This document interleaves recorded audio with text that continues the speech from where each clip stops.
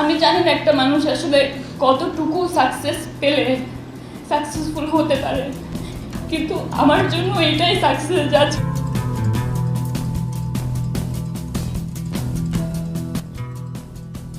একটা মেয়ের জীবনের সবচেয়ে বড় চ্যালেঞ্জের জায়গাটি হচ্ছে তার শ্বশুরবাড়ি, যেখানে স্বামী ছাড়াও সকলের মন গুছিয়ে চলতে হয়।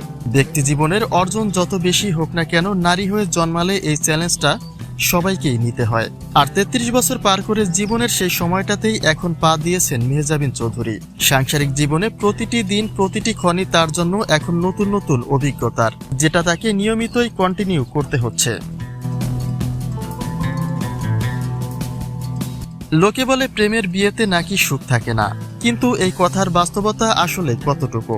১৩ বছরের প্রেমের পরেই বিয়েটা করেছেন মেহজাবিন। সব প্রেম, সবার ভালোবাসা, সকলের চিন্তাধারা নিশ্চয়ই কখনোই এক হয় না, যদিও সুখটা আল্লাহ তাআলার হাতেই। কিন্তু একে অপরের প্রতি ভালোবাসা আর বিশ্বাসের জায়গাটা যদি অটুট থাকে, তাহলে সুখী হতে আর কি লাগে। পর্দা জীবনের সফলতার চ্যালেঞ্জে তো জিতে গেছেন মেহজাবিন, এখন সাংসারিক জীবনের চ্যালেঞ্জটা তার কি হবে সেটাই মুখ্য বিষয়।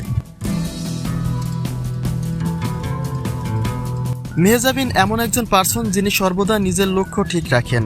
পর্দা হতে ব্যক্তি জীবনের কোথাও কখনো হেরে যেতে শেখেননি তিনি, আর সেই কথাগুলি কেঁদে কেঁদে বলছিলেন সকলের সামনে। পর্দায় যেমন নিজ দক্ষতা আর পরিশ্রম দিয়ে সকলের মন জয় করেছেন, তেমনি ভালোবাসা আর বিশ্বাসের প্রতি আস্থা রেখে জয় করেছেন তার ১৩ বছরের প্রেমের সম্পর্ক। আর সেই সম্পর্কটা যেন চিরদিন বহাল থাকে, সেই প্রত্যাশায় মেহজাবিন চৌধুরী।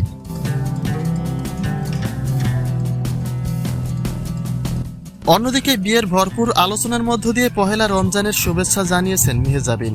বিয়ের পরে স্বামী নিয়ে সেভাবে সময় কাটানোর খুব একটা সময় পাননি তিনি, যেহেতু রমজান মাস, তাই রমজানের প্রস্তুতি অবশ্যই নিয়ে ফেলেছেন।